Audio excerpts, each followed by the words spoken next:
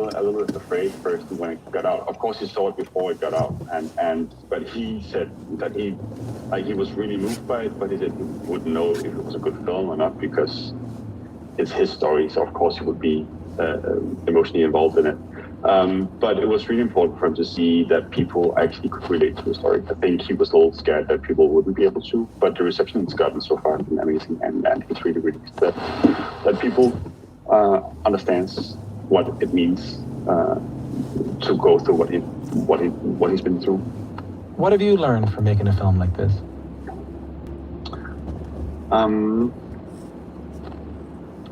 Well, I think mostly this thing about how much having a place means and feeling safe.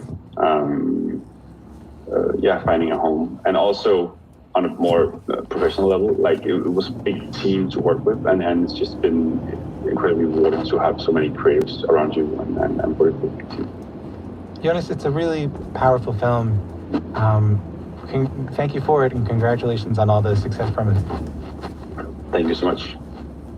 Jonas Puer Rasmussen is the director of the film Flee, which just became the first movie in the history of the Academy Awards to receive nominations for Best Animated Feature, Best Documentary Feature, and Best International Feature in the same year. If you want to watch Flee, you can stream it now. It's also playing in select theaters.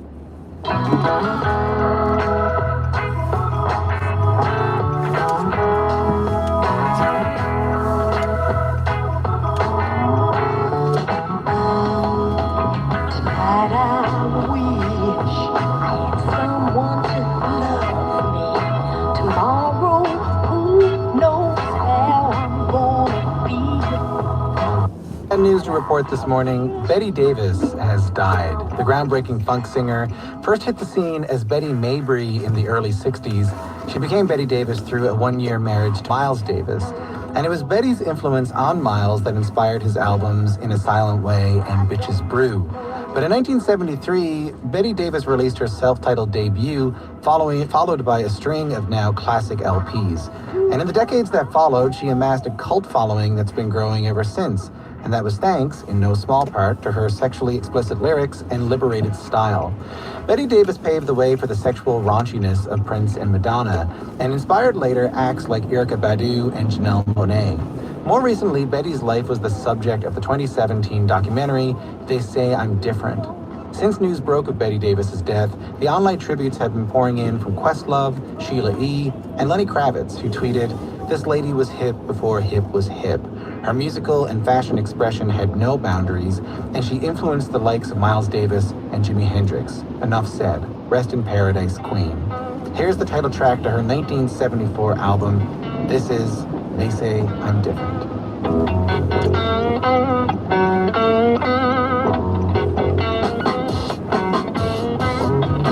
They say I'm different 'cause I'm a piece of sugar cane. Sweet to the core, that's right, I got a rhythm. My grip in my midnight foxtrot. Share. And we used the standard industry form privacy policy to get started, but actually before Emily had reached out, we were in the process of updating our privacy policy to better reflect our business practices, which take data protection and privacy very seriously, and spell out very clearly that we have never and will never sell user data, give any data to data brokers, and any private sensitive personal data we hash and encrypt and keep private. And when it comes to shelling and selling the data with third parties, is that a change? Is that something you did prior to this new user agreement? No, we've never done that. We just better reflected our privacy policy to outline that. How did the fact that Hallow is a religious app affect your development of the privacy policy, if it did at all? Yeah, I think it's incredibly important whenever you have the opportunity to journey with folks in an intimate part of their lives. Like Emily was talking about, it relates to mental health, but especially to religion and faith, that folks expect their data to be private and secure, and we take that very seriously, and it's important for us to make sure that that data is private and secure as we're trying to build the app. Emily, when we talk about the number of users right now with these religious apps, do we have any estimates of how many people are accessing this stuff? I don't have an estimate across apps. at this point. I know that the user numbers for individual apps are in the millions, but I wouldn't want to give you a total number because it would be a total guess. What about you, Professor Jones? Do we have any Professor Campbell rather? Do we have any idea of how widespread these apps are?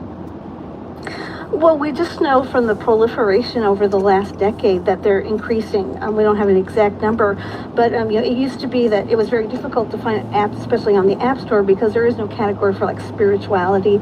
But we're seeing a huge increase in under lifestyle, the lifestyle category of the number of apps that are focused on mindfulness, prayer, meditation, as well as religious study and religious community. Alex, approximately how many users do you have for how long? Yeah, we've been incredibly blessed. We have roughly 2 million downloads now, and have been blessed to see that number grow incredibly quickly. So, tell us the origin story of your app. Why did you start the company? Yeah, it's pretty intertwined with my own faith journey. Actually, not too dissimilar from what Professor Campbell was describing in the early days. But so I was raised Catholic, but fell away from my faith. Got pretty into kind of secular meditation with Headspace and Calm in the very early days, but every time I would meditate, my mind would feel pulled towards something spiritual, something Christian, which I thought was very strange because I would have considered myself an atheist or agnostic. And I started talking to religious leaders and friends who were deep in their faith life, and I discovered kind of this beautiful world of Christian contemplative prayer and meditation. And I sat down one day, tried to learn how to do Lectio Divina, which is a technique, and it changed my life. The word I meditated on was hallow, and hallowed be thy name, and it brought me to tears, brought me back to my faith. It's the most important part of who I am. And and was obviously the idea and the inspiration behind Hallow, which was just to try to share that with as many people as possible. So that's kind of the story of how it got started. And how much has it grown since its founding in 2018? Yeah, it's grown incredibly quickly. I mean, in terms of sessions completed on the app, I think we're almost to 25, 30 million, which is up 600-700% year over year. And so we've been incredibly blessed. When we started, honestly, it was selfishly, I was just building it for me because I needed a resource that I could use to grow deeper in my relationship with God. And we've been blown away by how much folks have connected with it and been able to find peace through Christ.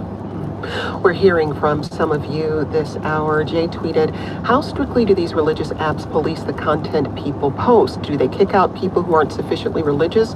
Do they remove disinformation about religious minorities? Emily, did you look into this at all? I didn't see that. It was definitely, content moderation is an issue on nearly every app. I know that on Pray.com's app, they do have sort of community leaders in their social network function. And I know that, some users talked about occasionally having someone say something sexual or inappropriate in a comment, or the occasional person trying to get someone to buy Bitcoin, right? I think that'll happen on any app at this point with an open social network. And I know that Pray.com's approach was to have sort of community moderators that people could reach out to if they saw something that made them uncomfortable. And I know that those community moderators are sort of tasked with making sure that people feel safe on the app. I can't speak to what other apps do there, but given that Pray.com sort of had the biggest social network, or most open social network anyway, of the apps we looked at, I think that's the sort of one that I would be most worried about if I were worried about people sort of widely sharing information that could harm people. Well, we asked you about your experiences with religious apps. Here's some of what you shared. Hi, my name is Danielle, and I'm calling from Fort Lauderdale, Florida. My name is Sue from the Atlanta area, and I do use a number of faith-based apps. None of them require any subscription, nor do they ask for permission to access contacts or any other information on my phone. I actually have one that I've utilized called jw.org, and it doesn't use any personal information. It doesn't have any cookies and costs absolutely nothing. I'm Catholic, so most of them are Catholic, but a few others are mainstream Christian. I recommend to others because I've had a positive experience. Danielle and Sue, thanks for those messages. We're talking to Emily Baker-White, Senior Technology Reporter for BuzzFeed News, Alex Jones, co-founder and CEO of the faith-based meditation app Hallow, and Heidi A. Campbell, Professor of Communication at Texas A&M University. I'm Jen White. You're listening to 1A. Our caller mentioned jw.org, and that's the official app for Jehovah's Witnesses. And it's not for profit, unlike some of the other apps we've been discussing. Alex, why did you decide to create your business as a for-profit company rather than a not-for-profit one? Yeah, it's a great question, and I know this might sound a little cheesy, but when we launched Hallow, we really were just focused on how can we share this content with as many people as possible and build as great a resource as we can.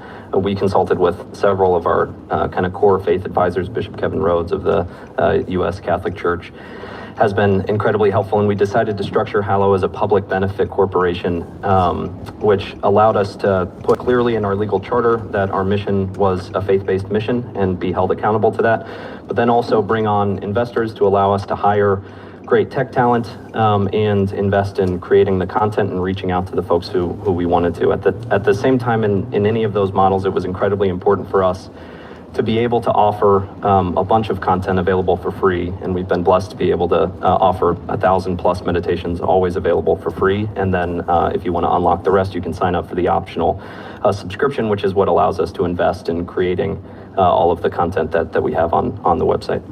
One of you texted us this message. All I can say is that when a Bible app puts up a commercial while you're reading scripture, that app must go or offer an ad-free option. And Daniel tweeted, I don't even make commissioned religious artwork for people because of the weight of Catholic guilt for making money off someone's faith. If I was in that app pitch meeting, I would likely just be like, yeah, nah, I'm out, as I slowly leave the building before it gets hit by lightning. Emily, how are most faith-based for-profit apps making money? So the apps that we looked at, Pray.com and sort of secondarily Hallow and Glorify too, each offer, as Alex was saying, premium content for a premium subscription, right? And there are a lot of sort of apps that have both a freemium and a premium mode. For the moment, these apps are trying to make money by convincing people or bringing people into the app and convincing them that it's worth it to purchase that premium content. And Alex, is Hallow turning a profit? No, we are spending and investing money at a heavy loss. Professor Campbell, religion went online long before smartphones. When did we first see religion intersect? Not just, I guess just with the internet. When did that first happen? Well, back in the 1980s, when before the internet was a public commodity, and there was just groups like Usenet, there was discussions on email groups about religion, but they were just kind of very broad and specific. And so back in 1984, we see the first religious group was formed out of one of these general discussion groups. It was a Jewish online community. And, since the 1980s, we've seen a lot of people that, again, were first had access to early internet infrastructure, bringing their passions online, and one of those passions being religion. And a lot of this innovation of, again, the early websites, search engines, and teaching tools were all developed by people from different faith-based communities, like Alex is speaking about, just bringing that kind of desire to share their faith with others online by using their creativity and skills. Yeah, I think about the presence of religion in media more broadly, and there have been, radio churches and television churches. Do you see a distinction in the way religion is evolving on the internet, Professor Campbell? Yes, because in a lot of those, from televangelism up and through the internet, those early forms of media, you had to have a lot of finances, you had to have a lot of skills, and you had to have a lot of kind of influence or community authority behind you to get kind of started in that investment. But the internet allows people just on an individual level to use resources that they can freely create. So what we see is a lot of diversity, and it's oftentimes a hard time to tell, especially when you're on an app store. Like, is this again the official site of this religious community, or somebody who has religious training and is being able to speak from a place of authority, or is this something created by just an individual who have faith, but we don't know their background, or a commercial company? And I think that's one of the challenges we find with prayer apps, is because you can join a community thinking that it's run by one person, and maybe it's run by a commercial company that their main interest isn't just faith-based. And Alex, just as we wrap up in the final few seconds here, is this something that you take into consideration, how you're creating your content and who's involved in that process, whether you're actually tapping people who are part of the faith community? Yeah, it's incredibly important for us. We have a faith advisory board led by Bishop Rhodes and a handful of clergy members and nuns and religious who help us to make sure that all of the content we create is guiding people in line with church teaching. All of our content creators have graduate degrees in theology, and we have Bishop Barron, Father Mike Schmitz, a bunch of creators on the app, all members of the church. We'll hear more from Alex Jones, co-founder and CEO of the faith-based meditation app Hallow, and Heidi A. Campbell, professor of communication at Texas A&M University, in just a moment. And thanks to Emily Baker, senior technology reporter for BuzzFeed News. Emily, we appreciate your time. Thanks so much. Coming up, we'll be joined by one more voice, a leader in the Muslim community. That's ahead on 1A. I'm Jen White.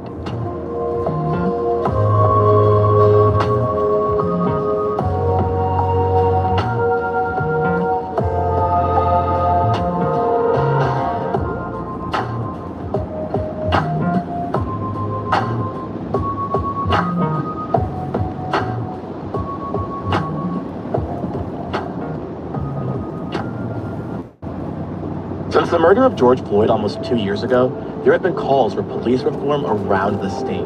We've seen some cities and towns create oversight committees and hire black law enforcement. But is that enough to bridge the divide between people of color and the police?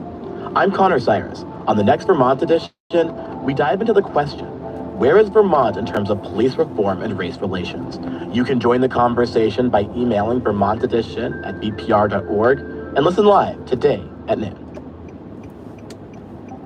Good morning. Thanks for listening to 1A on Vermont Public Radio. Vermont Edition begins at noon. The new mayor of Cincinnati is the first Asian American mayor of a Midwestern city. Today on Here and Now, a talk with Aftab Pureval about his history-making win on the next Here and Now. Here and Now begins at 1. VPR has support from our listeners and Front Porch Forum, connecting neighbors with businesses and nonprofits in communities across Vermont. Find FPF's directory at frontporchforum.com. And Axel's Gallery and Frame Shop, Waterbury, offering art sourcing services and custom picture framing for nearly 40 years. axelsgallery.com. And DB McKenna & Company, Bennington, an independent broker-dealer helping clients achieve their financial goals since 1982. dbmckenna.com.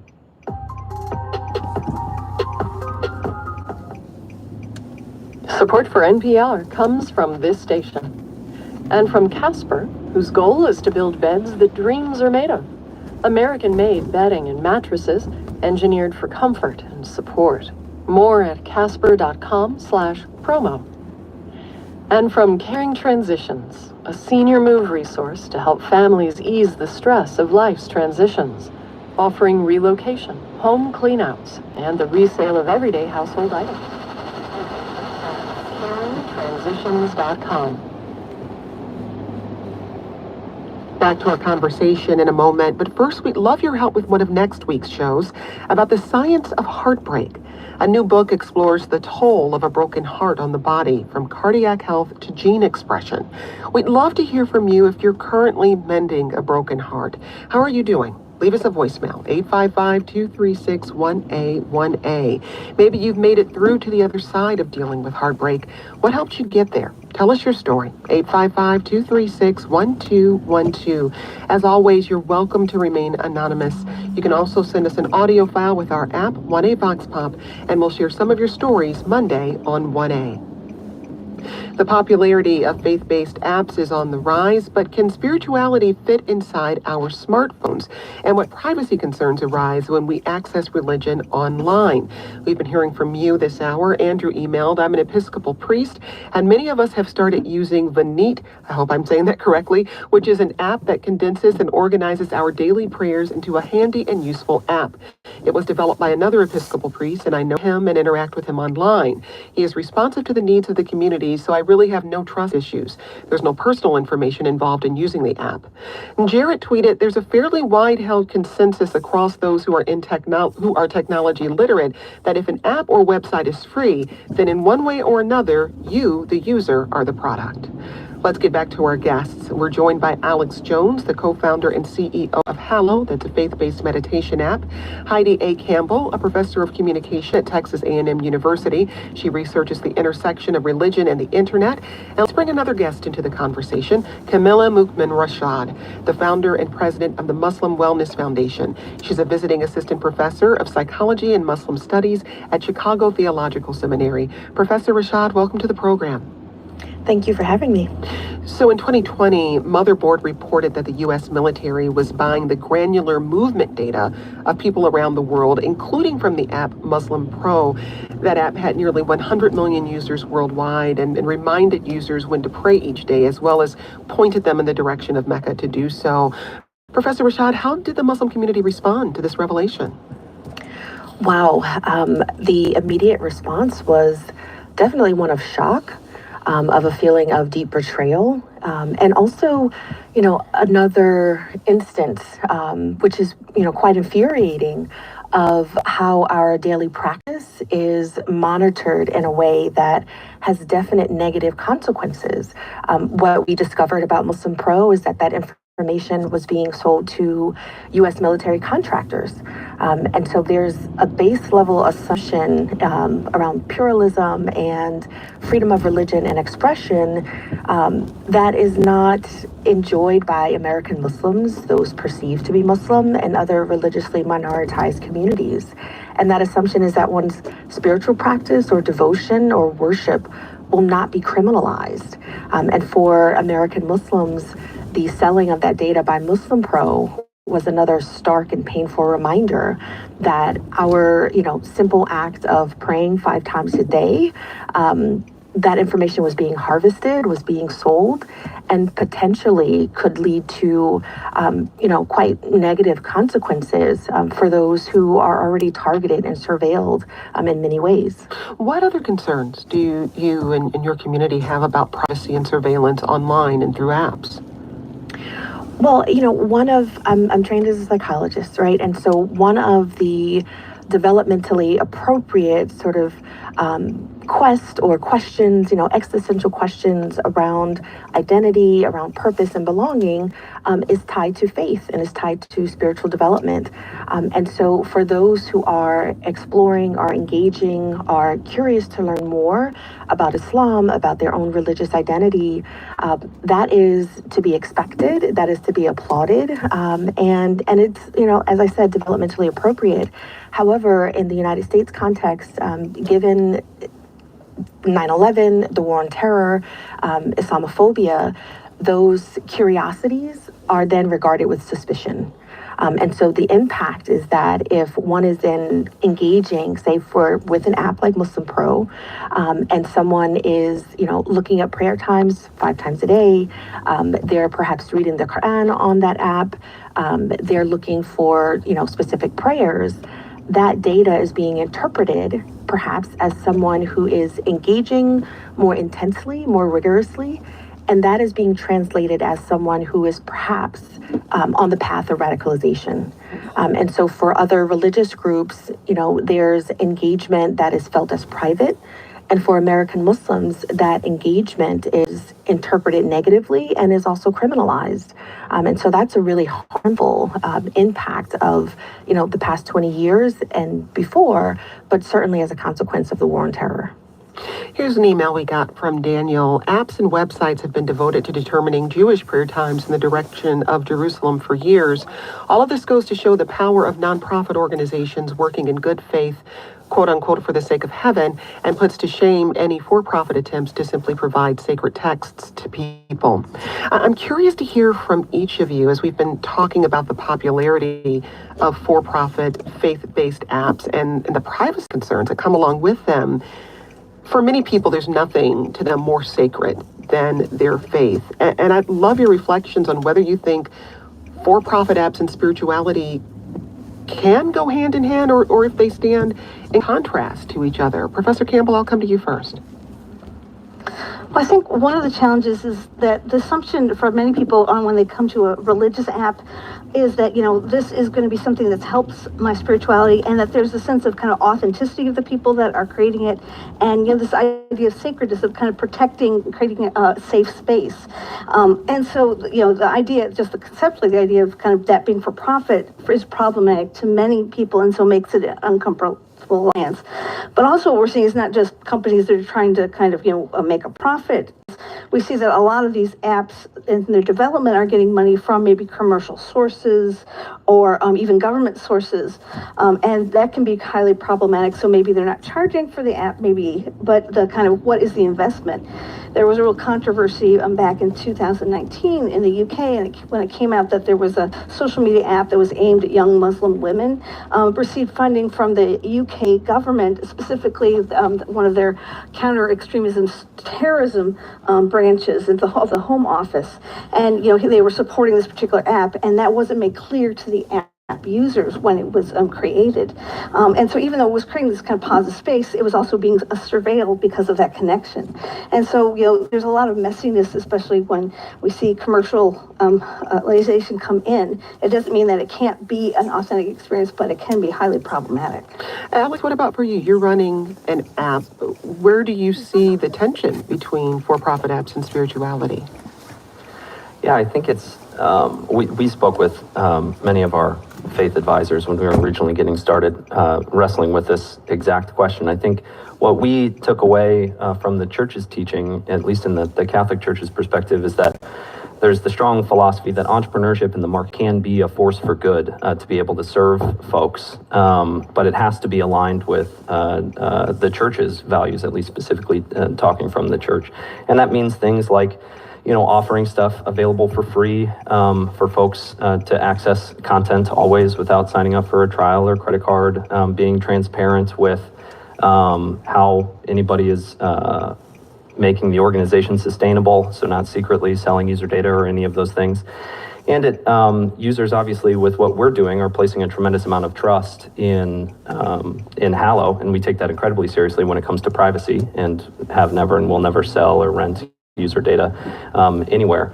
I mean, we've been incredibly blessed with the model that we've had for the last couple of years